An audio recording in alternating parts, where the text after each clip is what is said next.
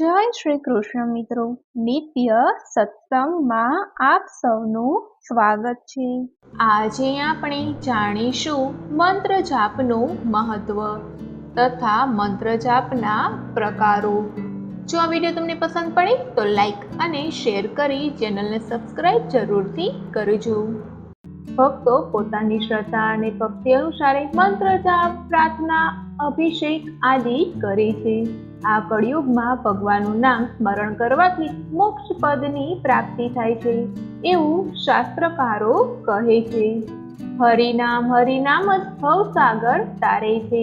કળિયુગની અંદર તે સિવાય પ્રભુ પામવાનો અન્ય કોઈ ઉપાય નથી, આવું નારદ પુરાણમાં કહેવામાં આવ્યું છે। કળિયુગમાં ભગવાનનું નામ મંત્ર જેવું સરળ અને શ્રેષ્ઠ બીજું કોઈ પણ સાધન નથી।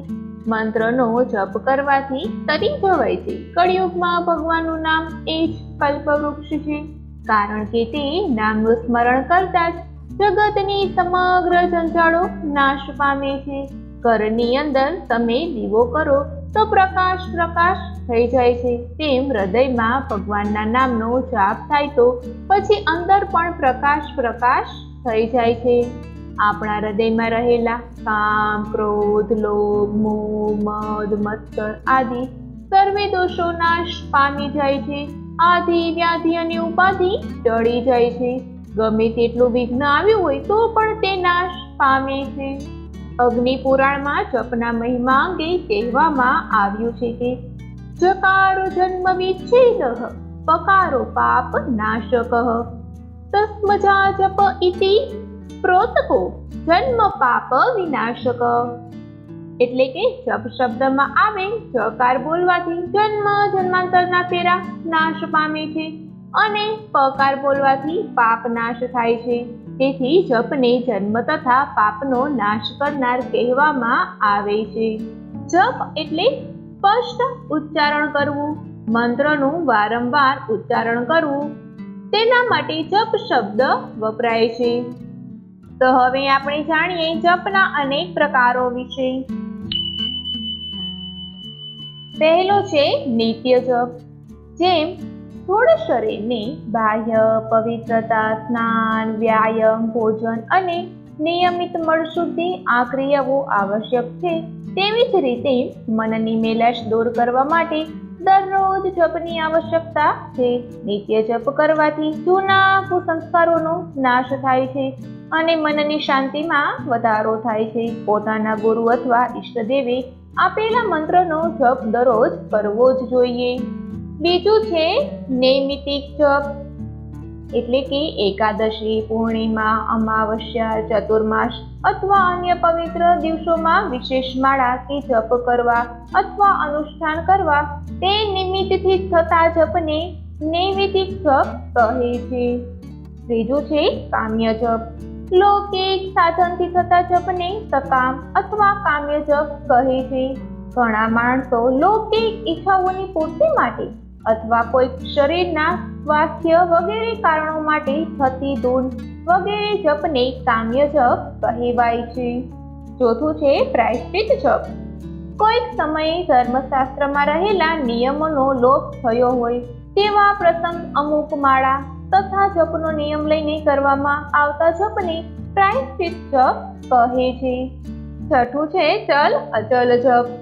ટ્રેનમાં, બસમાં, ચાલતા, હરતા, ફરતા, અન્ય કોઈ ક્રિયા કરતા પણ ભગવાનનું સ્મરણ કરવું તેને ચલ જપ કહે છે। દરરોજ સવારે બ્રહ્મ મુહૂર્તમાં એક જ સ્થળે બેસીને જપ કરવું તેને અચલ જપ કહેવામાં આવે છે। પછી છે વાંચિક જપ। ઉચ્ચ સ્વરે ભજન કરવું તેને વાંચિક જપ કહે છે। આ વાંચિક જપથી મનમાં ઉદ્ભવતા સંકલ્પો વિરામ પામી જાય છે। અન્ય વિવિધ યજ્ઞ કરતા આ યજ્ઞને મનુ ભગવાને 10 ગણો મનુસ્મૃતિમાં શ્રેષ્ઠ કહ્યો છે। ત્યારબાદ છે ઉપાંશુ જપ। ફક્ત હોઠ હાલતા હોય પરંતુ પાસે બેઠેલા કોઈ પણ વ્યક્તિ સાંભળી ન શકે, પોતે જ સાંભળી શકે તે મંત્ર જાપને ઉપાંશુ જપ કહેવામાં આવે છે। અન્ય વિધિ યજ્ઞ કરતા આ યજ્ઞને 100 ગણો મનુસ્મૃતિમાં શ્રેષ્ઠ કહેલો છે। ત્યારબાદ છે ભ્રમર જપ. ભમરો જેમ ગુંજન કરે છે તેમ સતત થતા મંત્ર જપને ભ્રમર જપ કહે છે. આ જપ શ્વાસોશ્વાસ સાથે સંકળાયેલ હોય છે. ઘણી બધી સાધનાને અંતે આ જપની સિદ્ધિ થાય છે. ત્યારબાદ છે માનસિક જપ. હોઠ અથવા જીભ કશું જ ચાલતું ન હોય પરંતુ મંત્રના અર્થમાં મન રમતું હોય તે સ્થિતિને માનસિક જપ કહે છે. આ જપની મહત્તા મનુસ્મૃતિ, વિષ્ણુ પુરાણ તથા બૃહદ પારાશરમાં સવિશેષ કહેલી છે.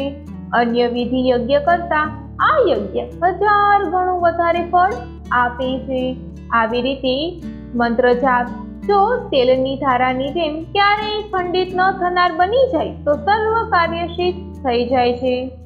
આવી રીતનો જપ એ સાધનાની અંતિમ સ્થિતિ છે.